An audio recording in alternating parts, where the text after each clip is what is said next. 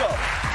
Look at us, two guys on TV. We Ronny did it. Chieng, everybody, man. So people don't know when I came to New York City as a civilian in 2011, and I wasn't living in America even. I came over and I came to New York City for the first time, and I was trying to do stand-up comedy in New York City. And I went to open mic night, and there was 3 people at this open mic night.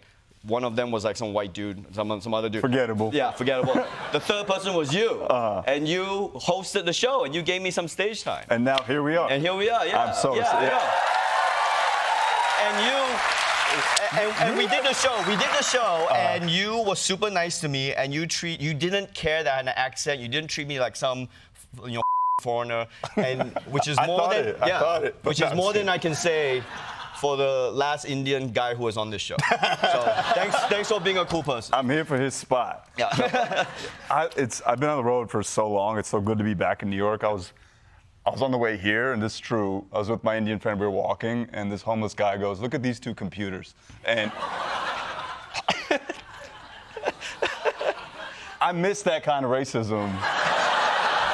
Yeah. It's just like you ever want to control alt delete a homeless guy? Like, what the is he talking about? Yeah, but even the homeless guys in New York know what's up. Yeah. They know enough to be specific with the racism. What were you when we met in 2011? Yeah. You were ex-law school? I was still in law school. I was studying for the bar exam. And you were at NYU. I had just graduated, 2 years from graduating at NYU as a premed finance. I was premed finance. Premed finance? Why are you cheering that? None of them worked out. Dude, premed finance is like the most. Pick a side. I wanted to be like this evil private equity manager. Doctor. You want to be a private equity doctor? When I joined NYU, I was gung-ho on being a pediatric cardiothoracic surgeon. Yeah. Sorry, I love that pre-med finance is like, I can't decide whether I want to help people or kill people. But there was definitely some good intent, and then I saw all my finance friends like, oh yeah, that seems fun. Being evil seems fun. But I was gung-ho on being a pediatric cardiothoracic surgeon. And then I got a C+ on organic chemistry. And I was like, those kids. And I'll never forget. I'm sure you have a moment where like you called your parents like, I'm not doing law school anymore. No, I never told them. You never told them? They still don't know, to be honest. Yeah, you looked the part. Yeah. I called my mom. I said, Mom, I'm dropping pre-med. And she screamed. I've never heard her scream that loud since. She screamed as if someone told her I was dead. Like, it was, and she was like, what, we pay for you to go to school? This is how you repay us? You're going to end up running a liquor store just like your dad. And my dad's in the corner like, the did I do, man? And then trying to support my family. Yeah. And then I did finance, and I graduated in 2008 with a finance degree, and that obviously did not work out. But the problem is, like, now all my friends are finance millionaires, and I still think I could do finance. Like, I still think I know math. You're not alone. Everyone thinks.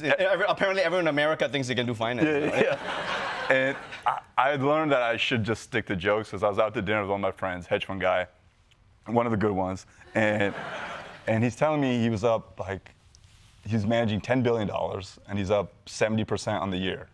I'm like, you're up $700 million? He's like, no, man, that's $7 billion. Like, oh, yeah. I'll stick to the jokes. Yeah. Okay, yeah. So what's going on with Indians and MAGA?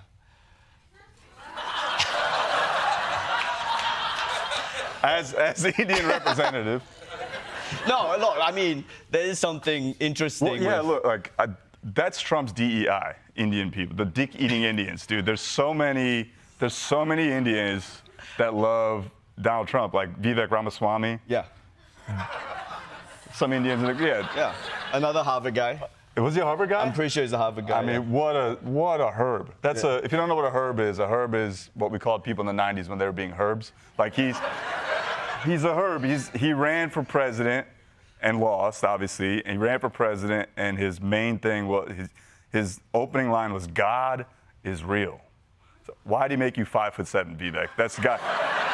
I don't know if he's 5'7", but he has 5'7" energy. And I won't say his name again because if you say it more than 3 times, he just pops up Yeah, he behind pops you. up under the desk. Yeah. Let's end affirmative action, guys. All right, dude.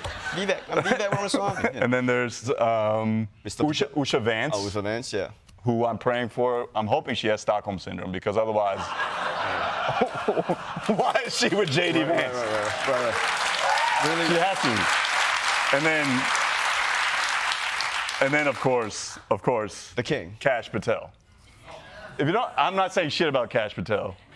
I'm not trying to get one of these one-way tickets to El Salvador, you know.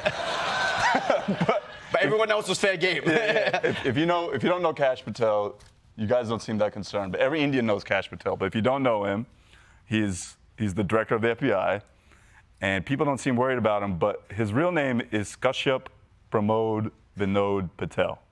He grew up in racist-ass Long Island with the name Kashyap Pramod Vinod Patel. He is out for revenge. You should be very concerned. I'm not a fan of the guy's politics, but if I get pulled over, that is my cousin, for sure. You don't see the resemblance? No, that's me, dude. All right, well, you're going on tour, stand-up tour soon, right? Can you tell us about the tour? I am going on tour soon. It's either, I need money. Okay. Like, I just had a kid, and congratulations, new father. Thank you. She's the biggest tariff on my life.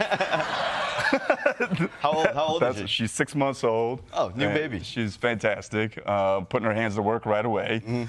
She's busy making a phone right now. Okay. But in America. But in America, of course. Yeah. But like, it's either that or commit white-collar crime. Like, I need to tour or commit white-collar crime. It doesn't seem like a ripe time to commit white-collar crime. This is the golden age This for is white-collar like, we should be embezzling, we should be ponziing right now. We are. we are. How do you insider trade? I need to learn.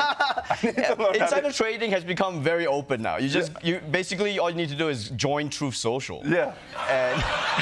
And you can get a few good tips on that platform. You can't commit an SEC violation if the SEC doesn't exist. You know what I mean? So let's steal.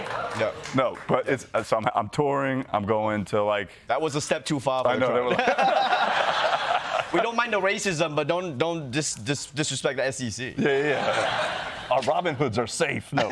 I'm going on tour. I'm going to like I'm starting at a bunch of clubs because you know how it is. You got to build the set at a bunch of clubs, talk a bunch of shit, crash out, and then.